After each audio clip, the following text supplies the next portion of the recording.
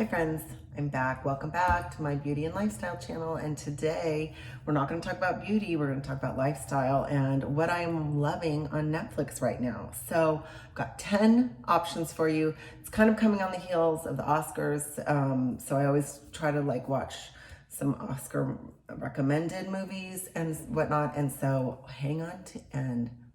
Watch these movies. They're amazing. Okay. Number one, My Octopus Teacher. Okay. That was nominated for an Academy Award. It surprised me. It literally is about this guy who's a filmmaker and he just kind of got writer's block, or he just didn't want to film anymore. And he just kind of lost himself.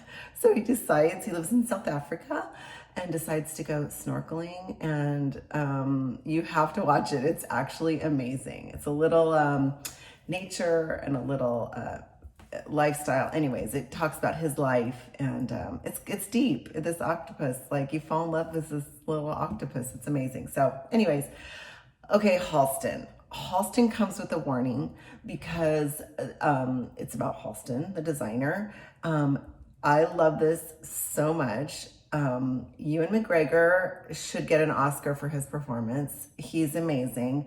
And yeah, it's just the fashion, the 70s, the whole thing. I loved it. Anyways, but yeah, the warning is there's a lot of gratuitous sex scenes, kind of not my thing, but if you can get past that, obviously, it's a great movie. And then on the heels of that, they have a Studio 54 documentary, and that was fascinating. So it was suggested video, and so I watched it, and it was the best of times and the worst of times. It was that time in the world where just everyone wanted to enjoy themselves and forget about their troubles. The problem is their troubles followed them because that's when the AIDS epidemic came out, and free sex wasn't free. It came with a price. And it was really sad. Norma Kamali, they interviewed her, and she was just like, we were losing everybody. It was horrible. It was a really hard time. So, but again, it's a piece of history, and it's really good. And the friendship and partnership between the two owners of Studio 54 was really, really interesting. So, okay, Hillbilly Elegy. This is about hillbillies. I mean, we're talking hillbillies, but one of them gets into Yale Law School. So I don't want to ruin anything for you, but go ahead and watch that one. Again, Glenn Close, nominated for an Oscar for that one. Okay, moving on.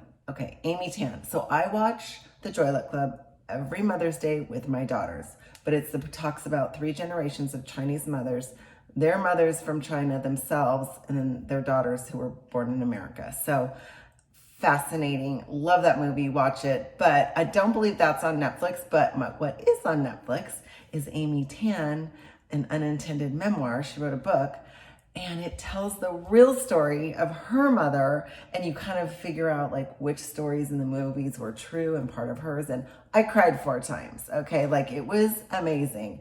And one of the things she says, I have to quote her. She says that her mother, she says, my mother was not a tiger mother. She was a suicidal mother. She said, and that's very different from simply being a demanding mother who wants perfection. It was, if you don't feel the way I feel, I might as well kill myself. It's very different. I mean, it's, yeah, crazy. So and I did read Battle Hymn of the Tiger Mom. I do suggest that to all moms.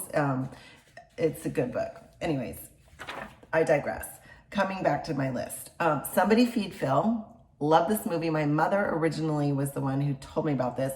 But then guess what? My friend, who was actually in the movie Some Like It Hot, her son opened up Courage Bagels in LA, and she had us over for brunch, and she made us the most fabulous bagels. And if you follow me on Instagram, go look at that picture of those bagels, to die for. So anyway, so Somebody Feed Phil goes to the bagel shop in LA. Phil, the guy in the show, anyways, fell in love with their bagels. And anyways, but Somebody Feed Phil, he travels all over the world, Morocco, and he eats the most fabulous food, and it's fabulous. I love him, and I love him so much. He was the creator of Everybody Loves Raymond.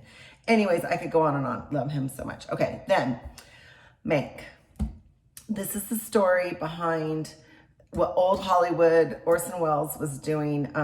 They were getting ready to do that movie, which now I can't remember the name of it. But anyways, it's the story of the director, and it's kind of all in black and white, and they hang out with the Hearst family, and I recommend it. Anyways, it was also nominated for Academy Award. Then, of course, I just have to throw in The Crown. If you haven't seen The Crown, you have to see it. It's amazing. Then also, Pretend It's a City. Okay. This is follows the New Yorker in New York, and Martin Scorsese is interviewing her, and it's Leibowitz, Fran Lebowitz. I stumbled upon it, and I'm like, why do I like this so much? Anyways, it's fascinating, and it's all about New York City, and you'll love it. Okay, then Dream Home Makeover. So this is Studio McGee, but literally they sell their goods at Target. She goes and redoes houses, and I love house stuff anyways. I love all that and interior design, and she does this family. He was a basketball player, and they're building this big house, and he's involved in charities, and it's a great show. So if you like home shows, you're gonna love that one. So with that, thanks for watching. Don't forget to subscribe, and I'll see you next week. Bye.